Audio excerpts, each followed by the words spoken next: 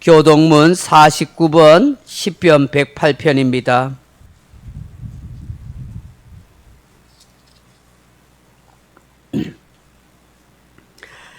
교동문 49번 10편 108편입니다. 하나님이여 내 마음을 정하여 사오니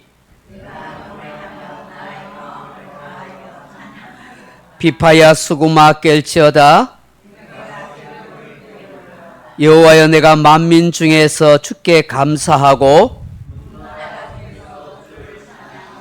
주의 인자하심이 하늘보다 높으시며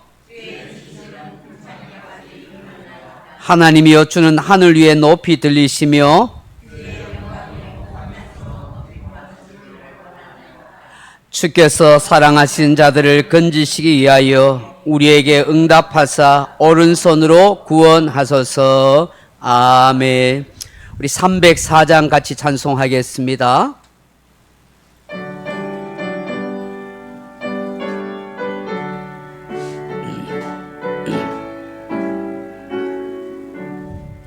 그 크신 하나님의 사랑 말로 다 형용 못하네. 저 높고 높은 별을 넘어 이 낮고 낮은 땅 위에 죄범한 영혼 구하려 그 아들 보내사 화목제물 삼으시고 제 용서하셨네. 하나님 크신 사랑은 정량 다 못하네. 영원히 변치 않는 사랑 성도여 찬양하세.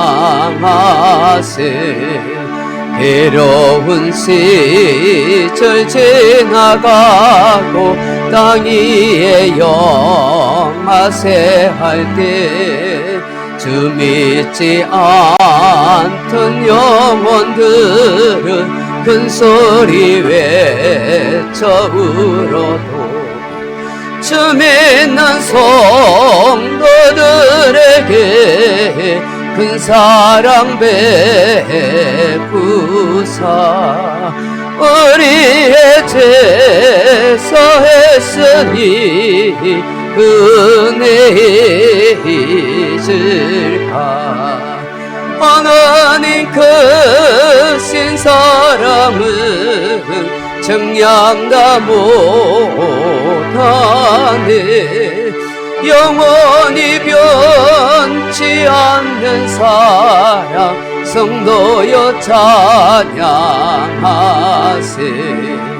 하늘을 두루마리 삼고 바다를 먹물 삼아도 한없는 하나님의 사랑 나게로 갈 수 없겠네. 하나님의 크신 사랑 그 어찌 닿았을까. 저 하늘 높이 사도 채우지 못하리. 하나님 크신 사랑은 정량 다 못하네. 영원히 변치 않는 사랑 성도여 찬양하세. 다 같이 기도드리겠습니다. 사랑하는 아버지 하나님, 뜨거운 태양빛이 비치는 무더운 여름 가운데 우리를 살아갈 수 있게 하신 것 감사드립니다. 오늘도 하나님 앞에 예배의 자리에 나올 수 있는 우리의 심령과 삶이 되게 하신 것 고맙습니다. 주님이 이 시간도 영광과 찬양과 경배를 받아 주옵소서.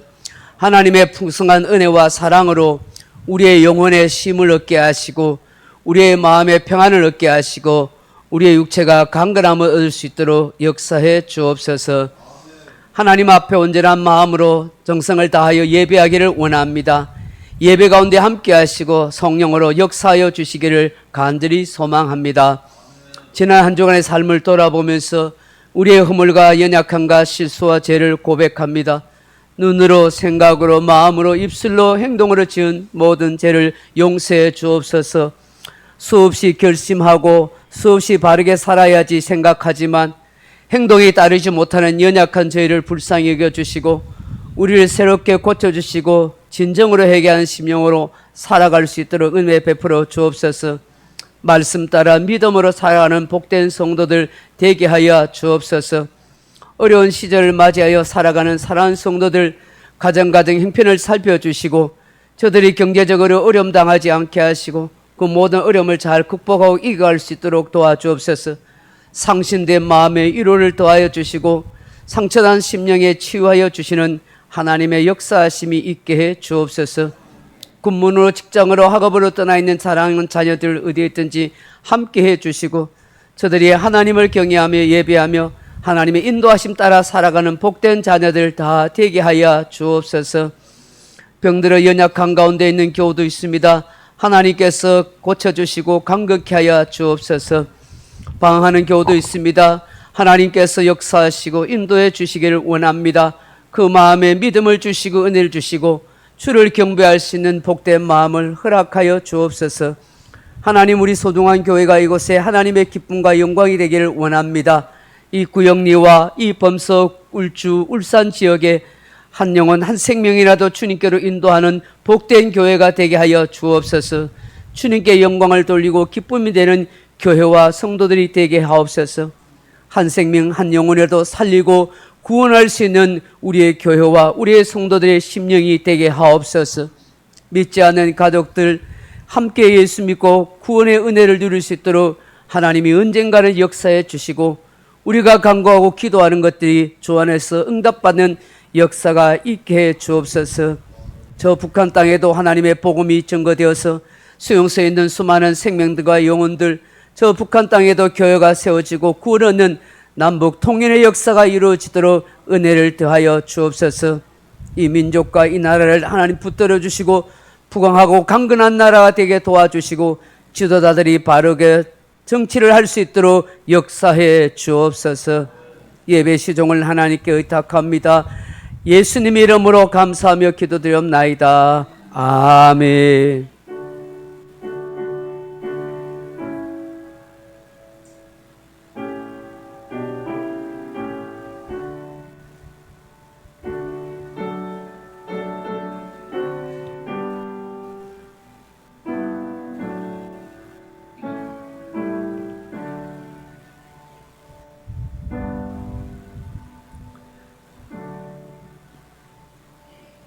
오늘 우리에게 주실 하나님의 말씀은 구약성경 이사야 12장 1절에서 6절 말씀입니다. 구약성경 이사야 12장 1절로 6절 말씀, 제가 가진 성경은 982페이지, 구약성경 이사야 12장 1절로 6절 982페이지입니다. 우리 찾으셨으면 한 목소리로 같이 한번 읽도록 하겠습니다. 같이 읽습니다. 그날에 내가 말하기를 여호와여 주께서 전에는 내게 노하셨사오나 이제는 주의 진노가 돌아섰고 또 주께서 나를 아니하시오니 내가 주께 감사하겠나이다 할 것이니라. 보라, 하나님은 나의 구원이시라. 내가 신뢰하고 두려움이 없으리니 주 여호와는 나의 힘이시며 나의 노래시며 나의 구원이심이라. 그러므로 너희가 기쁨으로 구원의 음물들에서 물을 기르리로다. 그날에 너희가 또 말하기를 여호와께 감사하라. 그의 이름을 부르며 그의 행하심을 만국 중에 선포하며 그의 이름이 높다 하라. 여호와를 찬송할 것은 극히 아름다운 일을 하셨음이니 이를 온 땅에 알게 할지어다. 시온의 주민아 소리 높여 부르라. 이스라엘의 거룩하신 이가 너희 중에서 크심이니라 할 것이니라. 아멘. 우리 헵시바 찬양팀과 함께 찬양의 영광 돌리겠습니다.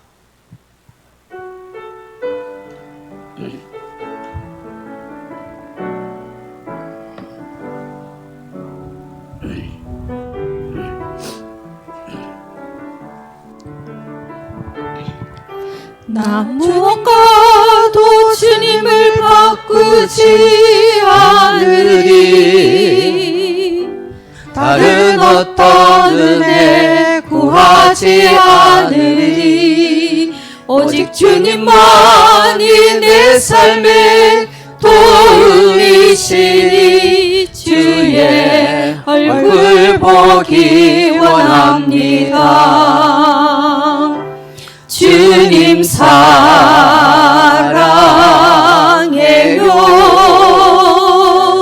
온 만국 정성 다해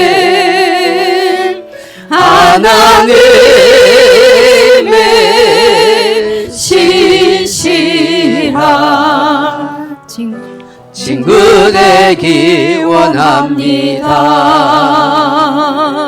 주님 사랑해요.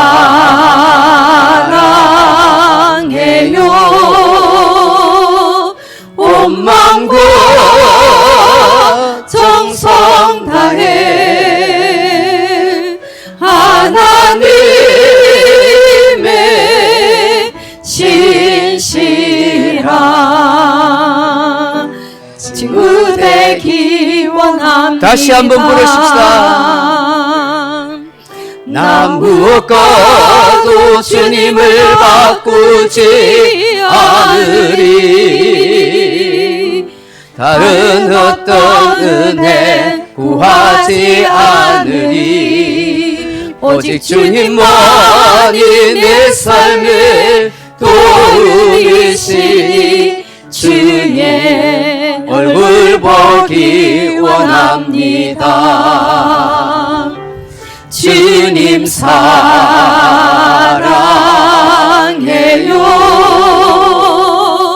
온 만국 정성 다해 하나님의 신실한 친구 되기 원합니다. 할렐루야. 무더운 날씨 가운데서도 주의 날에 발걸음을 저축해서 예배 자리에 나온 사랑하는 성도님들에게 하나님의 위로와 평강과 은혜가 함께하기를 주님의 이름으로 축원합니다. 오늘 이사야서 12장 1절로 6절 말씀 가지고 맥주 감사 절기를 이 상반기 하나님께서 베풀어 주신 은혜를 감사함으로 감사가 주는 인생의 신비라 하는 제목으로 말씀의 은혜를 나누고자 합니다. 사랑하는 성도 여러분, 우리가 살아가면서 참 잘 될 것 같은데 안 되는 것이 있습니다. 생각은 뻔한데 마음은 가는데 잘 되지 않는 것이 있습니다. 그것이 무엇인지 아십니까? 저는 감사라고 생각합니다. 감사는 잘 할 것 같은데 잘 안 됩니다. 생각은 하지만 마음이 따라주지 않습니다. 입에서 잘 나오지도 않습니다. 행동도 잘 하지 못합니다. 왜 감사가 잘 안 될까요? 현실에 매이고 환경의 영향을 받고 사람으로 인해서 감정에 속기 때문입니다. 그리고 내가 쳐놓은 삶의 기준에 이르지 못하기 때문에 감사가 나오지 못합니다. 내 소원대로 되어지고 내 꿈꾼 대로 되어지고 내 희망하는 대로 되면 다 감사가 될 것 같은데 그렇게 안 돼서 감사하지 못하는 것입니다. 오히려 아담의 후손인 우리들은 습관처럼 불평이 툭툭 튀어나옵니다. 쉽게 원망하고 남 탓합니다.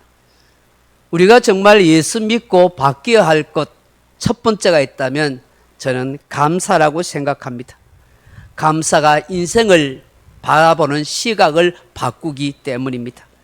감사가 그 사람의 영혼과 인생과 삶을 복되게 합니다. 감사가 하나님이 만드신 세계의 아름다운 신비와 비밀을 깨닫게 합니다. 어쩌면 감사는 하늘문을 여는 열쇠라고 말할 수 있을 것입니다. 시편 기자는 시편 50편 23절에 이렇게 고백합니다. 감사로 제사를 드리는 자가 나를 영화롭게 하나니 그의 행위를 옳게 하는 자에게 내가 하나님의 구원을 보이리라. 여러분은 하나님께 진정 무엇을 감사하고 사십니까? 오늘 우리는 감사를 잃어버린 세대에 살고 있습니다. 뭐 감사할 게 있어야 감사하지요. 남들은 이렇게 저렇게 잘 사는데, 잘 풀리는데 나는 잘 풀리지도 잘 살지도 못합니다. 다른 사람들도 이만큼 살잖아요. 그렇게 생각하고 말합니다. 그러면서 조금만 더 가지면 행복할 거라고, 좀 더 나아지면 감사하겠다고 말합니다. 그런데 생각해 보시면 현재를 감사하지 못하면 조금 더 가진 미래에도 결코 감사할 수 없습니다. 우리의 삶도 신앙생활도 지금이 참 중요한 것 같습니다. 지금 잘하려고 하지 않으면 다음에 잘하기가 장담하기 어렵기 때문입니다. 몽골 가서 느낀 것은 우리보다 훨씬 열악한 환경 속에 살고 있으면서도 정말이지 당장 얻어먹고 도움을 받아가며 살아가는 사람들조차도 훨씬 밝고 맑은 표정을 짓고 있었습니다.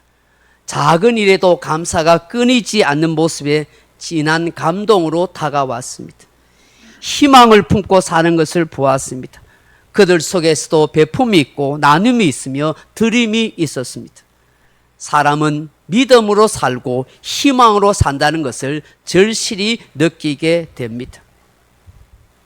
창세기 5장에 보시면 반복하는 단어가 나옵니다.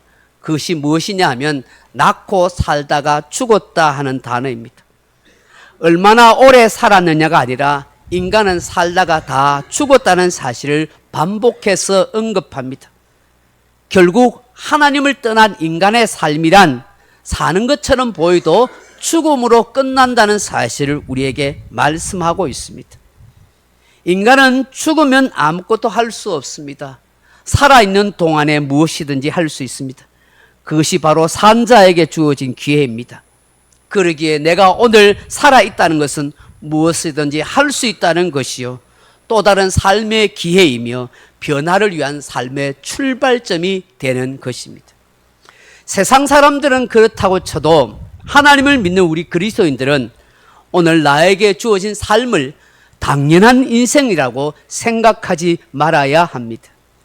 오늘 내가 살아있는 것, 내가 호흡하고 있다는 것, 내 심장이 뛰고 있다는 것, 그 모든 사실에 감사하십시오. 어제 죽었던 사람이 그토록 살고 싶었던 생명이기 때문인 것입니다.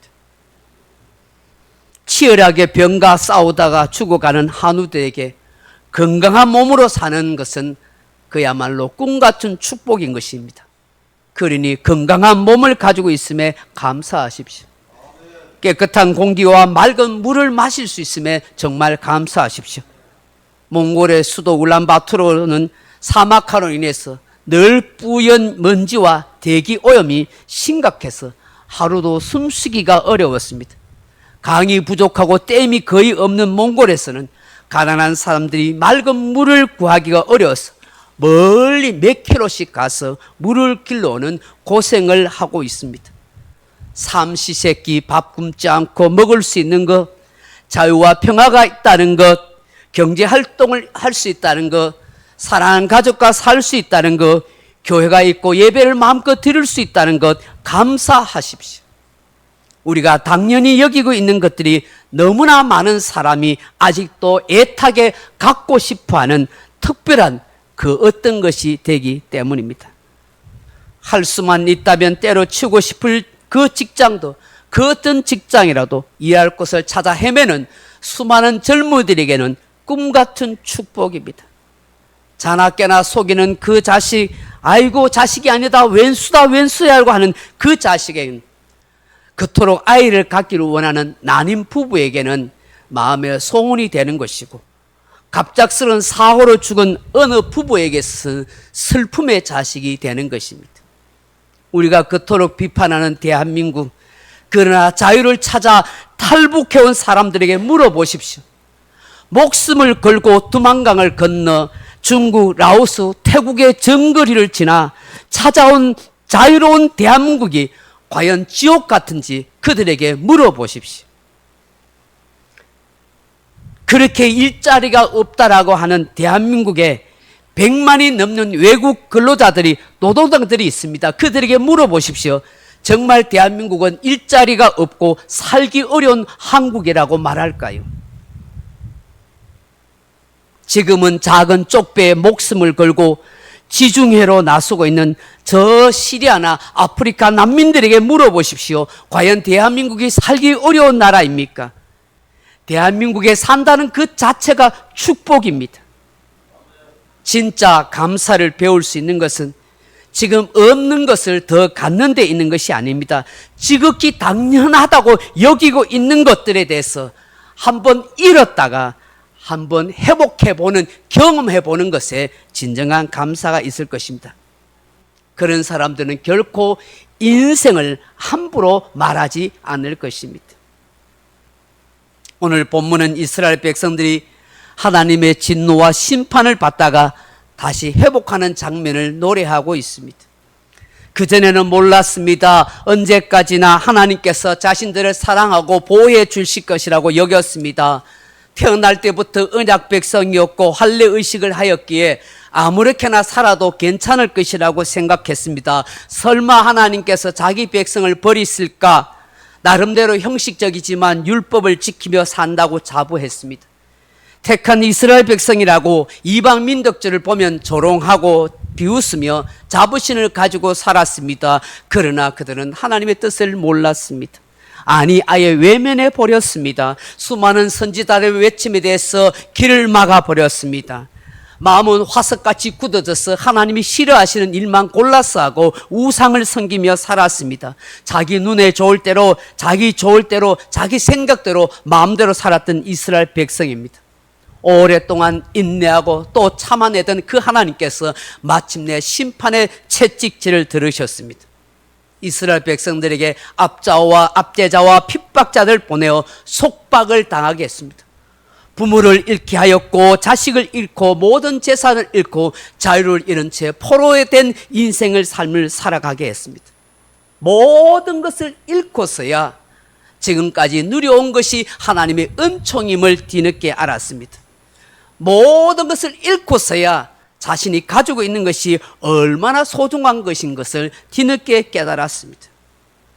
지난 날을 돌아보면서 가스치며 후회하고 회개했었습니다. 어쩌면 이것이 바보 같은 인생, 우리 인간들이 아는 줄, 모든 것을 잃고서야 비로소 깨닫게 되는 무지한 인생들입니다. 그런데 그들에게 하나님은 인생 반전을 일어나게 합니다. 하나님의 역사의 손길이 그들 조상들에게 약속하신 하나님의 신실하신 언약이 이루어지게 되었습니다. 오늘 이스라엘 백성들이 하나님께 감사하고 찬송하는 그 내용이 무엇입니까? 첫째로 하나님의 진노가 돌아섰기 때문이라고 말합니다.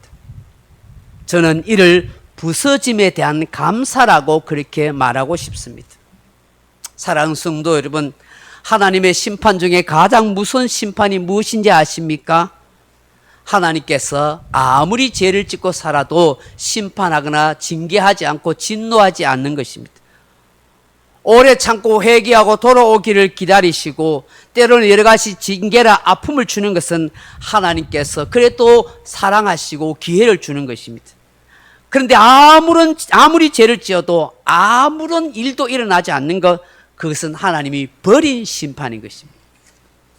하나님을 사랑하는 자에게는 반드시 징계하십니다. 잘못에 대해서 채찍질하십니다. 이것은 사랑한다는 증거입니다. 오늘 1절을 보십시오. 뭐라고 말씀하고 있습니까? 12장 1절에 그날에 내가 말하기를 여호와여 주께서 전에는 내게 노하여 사오나 이제는 주의 진노가 돌아섰고라고 말씀합니다.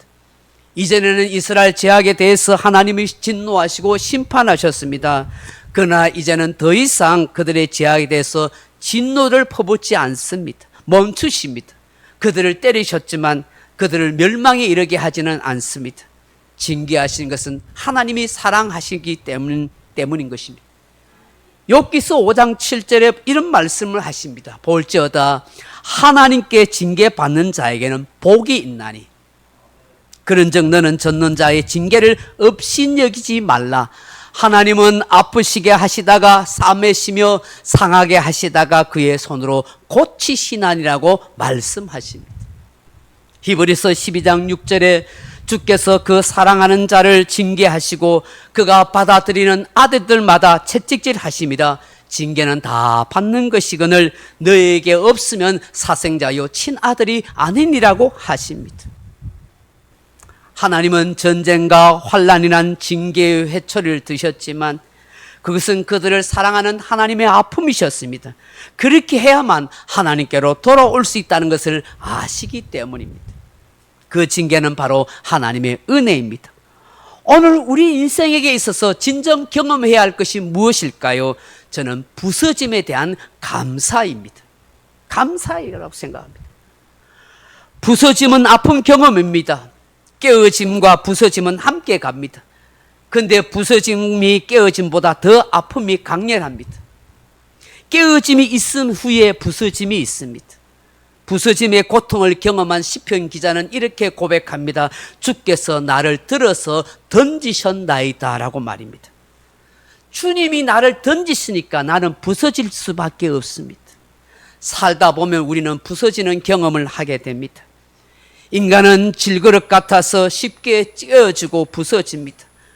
그래서 누군가가 나를 들어 던지면 깨어지고 부서질 수밖에 없습니다. 육체가 깨어지고 감정이 부서지며 모든 인생이 부서질 수 있습니다. 하나님이 진노하시고 허락하시면 나에게도 얼마든지 그러한 일들이 일어날 수 있습니다. 그러나 한 가지 기억해야 합니다. 예수 믿는 나에게 일어나는 모든 일들을 통해서 하나님이 나를 부서뜨리기는 하나 완전히 망가뜨리지는 않는다는 사실입니다.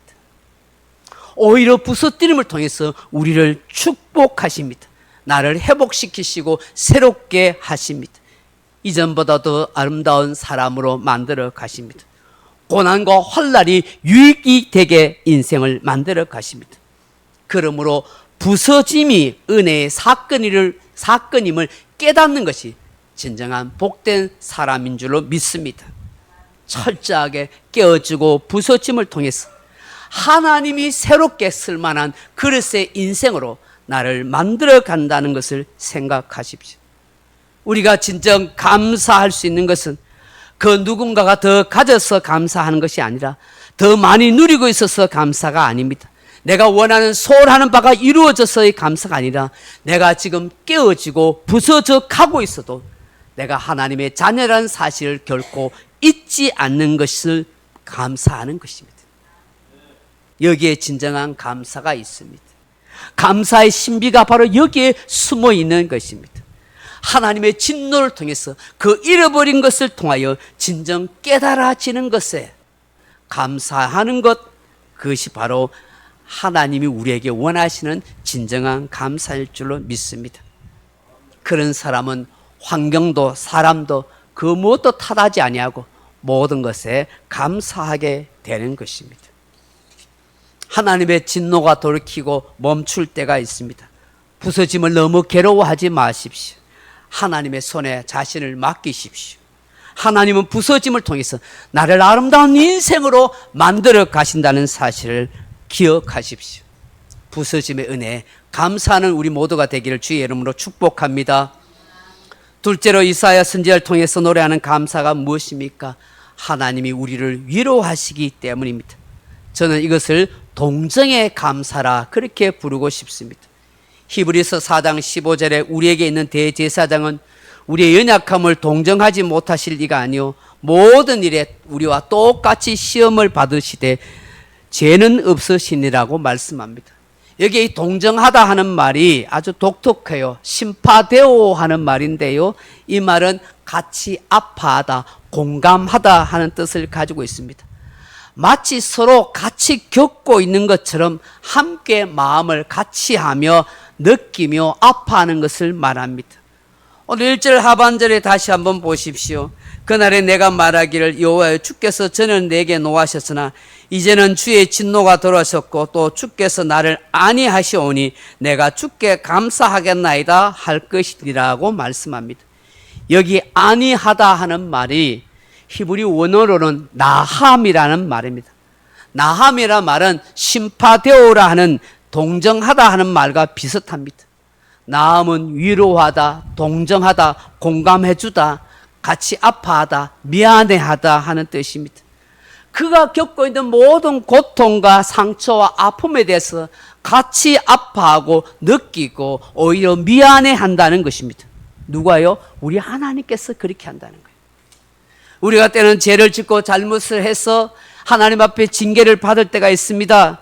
그러나 그 징계와 그 고통을 홀로 당하도록 내버려 두시지 않습니다. 같이 십자가를 지는 마음으로, 하나님은 미안한 마음으로 같이 아파하고 같이 괴로움을 겪고 그 고통의 현장에 함께 해준다는 것입니다.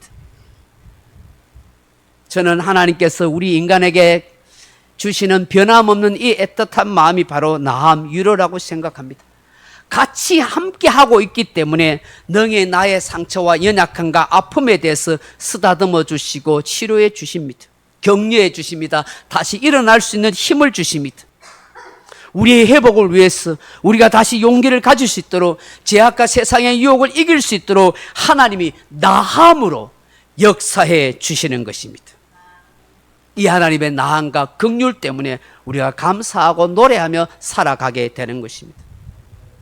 어떤 목사님이 한 성도가 입원한 병실에 신방을 갔습니다. 그 성도가 맹장염 수술을 받고 기다리고 있는데, 여러분 아시다시피 이 맹장염이라든지 내장을 수술한 사람들은 반드시 나와야 할 것이 있습니다. 그게 뭔지 아시죠? 방귀가 나와야 됩니다. 방귀가. 그래야 수술이 잘 됐다는 증거입니다. 방귀를 뀌게 돼야만 물도 마실 수 있고 밥도 먹을 수가 있는 것입니다. 그런데 이 맹장 수술한 이 환자가 방귀가 안 나오는 것입니다. 아무리 애를 써도 안 나옵니다. 그래서 목사님이 신방을 갔을 때에 이 성도님이 이렇게 목사님한테 기도를 부탁합니다. 답답한 마음에서, 목사님 방귀 좀 나오게 기도 좀 해주이소 하고 이렇게 부탁을 했습니다. 그때 당황한 목사님이 우물쭈물하다가 이 성도님이 저렇게 애타게 기도를 부탁한다 싶어가지고 그래서 기도를 했습니다. 하나님, 방귀가 나오게 해주십시오. 속히 나오게 해주십시오. 꼭 나올 줄로 믿습니다. 그렇게 기도하고 돌아갔다 합니다. 얼마 후에 한 통의 전화가 걸려왔습니다. 목사님, 나왔어요. 방귀를 뀌었어요. 그 수술한 성도가 기쁜 목소리로 목사님에게 전화했던 것입니다. 그는 방귀가 나와서 물도 마실 수 있고 음식도 먹게 되었어. 얼마 후에 퇴원하게 되었습니다. 퇴원해서 교회에 왔습니다. 그 성도님에게 목사님이 축하드립니다 하고 인사를 하자 그 성도가 이렇게 말하는 것입니다. 목사님, 내 평생에 방귀가 이렇게 소중한지를 몰랐습니다. 주변에 방귀 뀌는 사람 보고 핀잔을 주고 냄새 난다고 아주 싫으라고 했는데 이제는 절대로 그렇게 하지 말아야겠습니다. 방귀 뀌는 사람에 대해서 공감하고 동정하는 마음을 갖게 된 것입니다. 그 주일날 이 성도님은 감사의 예물을 바치며 이렇게 섰습니다. 하나님, 방귀 뀌게 하심을 감사드리옵나이다. 아멘. 하나님은 우리를 위로하시는 하나님, 모든 것에 대해서 공감하시고 동정하신 하나님입니다. 그 하나님께 감사하고 살아갈 수 있기를 주님의 이름으로 축복합니다. 마지막으로 무엇을 감사합니까? 하나님이 행하신 일에 대해서 신뢰하고 감사하는 것입니다. 저는 이것을 영광의 감사라 그렇게 말하고 싶습니다. 폴란드 수도 근처에 가면 조그만한 마을이 있습니다. 그 마을이 아주 오두막집인데 그 오두막집에 보면은 동판으로 어떤 표식을 해놓을 수 있습니다. 그 마을 사람들은 이 집이 어떤 집이고 그 동판에 표시해낸 내용들을 잘 알고 있다고 합니다. 아주 오랜 세월 전에 그 집에 돌비라는 사람이 살고 있었습니다. 아주 가난하지만 예수님을 잘 믿는 그런 소작인 농부였습니다. 그 농부는 신앙생활을 신실하게 잘했습니다. 그런데 어떻게 된 판인지, 농사 짓는 기술이 없는 것인지 아니면 날씨가 좋지 못한 것인지 농사가 계속 잘 안 되어서 어려움을 계속 당했습니다. 계속해서 빚을 지게 되었습니다. 결국 지주에게 이 땅과 집을 다 내어놓아야 할 판이 되었습니다. 쫓겨난 신세가 된 것입니다. 추운 겨울날 이 돌비라는 사람은 가족과 함께 그 집에서 쫓겨나고 빚을 잔뜩 진 채 그렇게 살아야 했었습니다. 그날 이 돌비라는 사람은 그 가족과 함께 마지막으로 하나님 앞에 예배를 그렇게 드리려고 했습니다. 마침 교회 종소리가 울리자 온 가족이 둘러앉아서 예배를 드리게 되었었습니다. 어디로 가야 할지 막막하고 절망적인 상황 속에서 이 가족이 예배를 마지막 드린 것입니다. 그런데 그 예배는 울고불고 하는 예배가 아니라 하나님을 찬송하는 예배였습니다. 주의 손에 내 고통과 슬픔을 다 맡기나이다 하는 찬송을 이 식구들이 둘러앉아서 부릅니다. 그런데 한참 예배를 드리고 찬송을 부르고 있는데 창문 쪽에서 부스락부스락거리는 소리가 들려옵니다. 그래서 돌아보니까 이 창문가에 웬 비둘기 한 마리가 파닥파닥 하면서 그렇게 애를 쓰고 있는 것이에요. 그래서 창문을 여니까 그 비둘기가 들어옵니다. 가만히 보니까 그 비둘기는 몇 년 전에 돌아가신 할아버지가 기르던 그 비둘기였던 것입니다. 근데 그 비둘기가 안으로 들어오자마자 입을 벌리는데 그 입 속에 보니까 웬 큰 반지가 있는 것입니다. 보석이 박혀 있는 반지가 있었습니다. 이튿날 그것을 확인을 해보니까 왕이 끼는 반지였던 것입니다. 왕이 그 반지를 어디서 잃어버렸는지는 모르지만 이 비둘기 입에서 그 반지가 나온 것입니다. 그래서 이 반지를 이 착한 농부인 돌비가 그 왕에게 그렇게 가져다 주게 되었습니다. 잃어버린 그 반지를 애타게 찾던 왕은 너무나 기쁜 나머지 이 돌비 농부에게 큰 하사감을 내리게 되었습니다. 어려운 형편에 있다는 것을 알고 빚도 갚도록 해주시고 그 집도 살 수 있도록 그렇게 허락해 주셨던 것입니다. 그래서 이 돌비라는 사람은 너무나 기쁜 나머지 그 집에 동판을 만들어 놓고 거기에다가 비둘기와 반지를 그려 놓고 그렇게 해놨다는 것입니다. 사람들은 오갈 때마다 이 절망적인 상황 속에서 찬송하며 감사할 때 하나님이 보여주신 기적의 집이라고 그렇게 이야기하게 되었다고 합니다. 사랑하는 성도 여러분, 우리 인생에서 복되고 영광스러운 두 가지 있다면 무엇이 있을까요? 하나는 저는 하나님을 신뢰하는 것이라고 믿습니다. 그리고 하나님이 행하신 일에 대해서 감사하고 찬송하는 일이라고 생각합니다. 2절을 보시면 이사야 선지자는 하나님을 신뢰함으로 두려움이 없을 것이라고 말합니다. 왜 그렇습니까? 하나님이 낙심된 그의 인생에게 힘을 주시고 절망 속에 희망의 노래가 되시며 그의 인생을 건져주시는 구원이 되시기 때문이라고 말씀합니다. 그렇기 때문에 날마다 기쁨으로 구원의 운물에서 즐거움을 누리겠다고 그렇게 고백합니다. 나의 힘, 나의 노래, 나의 구원이신 하나님을 깊이 신뢰함으로 두려움 없는 복된 삶을 우리 모두가 살아갈 수 있기를 바랍니다. 4절로 6절을 보시면 하나님의 이름을 부르며 그 하나님이 행하신 아름다운 일을 대해서 온 땅에 알게 하시고 찬송하고 감사할 것이라고 외칩니다. 이것이 우리 인간이 누릴 영광스럽고 복된 삶인 것입니다. 말씀을 맺습니다. 사랑하는 성도 여러분, 감사의 반대는 불평입니다. 감사는 나의 마음을 하나님께 맞추는 것이고 불평은 나의 마음을 사단에게 맞추는 것입니다. 감사는 매사가 감사로 귀결되고 불평은 매사가 불만으로 끝이 나는 것입니다. 따라서 감사하는 사람에게 마음의 평화가 깃들게 되고 불평하는 사람에게는 마음의 고통이 깃들게 되는 것입니다. 감사가 주는 인생의 신비가 바로 이것입니다. 하나님은 진노 중에서도 돌이키시고 멈추십니다. 내가 부서짐에 대해서 고백하고 감사하십시오. 하나님이 나를 사랑하시는 증거입니다. 우리를 위로하시는 동정하시는 하나님께 감사하십시오. 나를 공감하고 동정해 주시는 하나님이십니다. 하나님을 신뢰하고 그 하나님이 행하신 일에 감사하고 찬송하십시오. 그것은 영광의 감사가 될 것입니다. 감사가 주는 인생의 신비함을 경험해가는 우리 모두가 되기를 주님의 이름으로 축원합니다. 기도하겠습니다. 아버지 하나님, 생각으로 마음으로는 수없이 감사할 것이 많다고 하지만 내 현실과 환경에 매여서 내 삶의 기준과 소원이 이루어지지 않는 것 때문에 감사할 것이 없고 툭툭 튀어나오는 불평과 원망의 마음이 얼마나 많은지 모릅니다. 하나님께서 죄인된 나를, 신노 중에 있는 나를 긍휼히 여기시고 예수의 피로 구원해 주신 그 구원의 은혜만 생각해도 늘 감사해야 되는데, 살아가는 모든 일상사가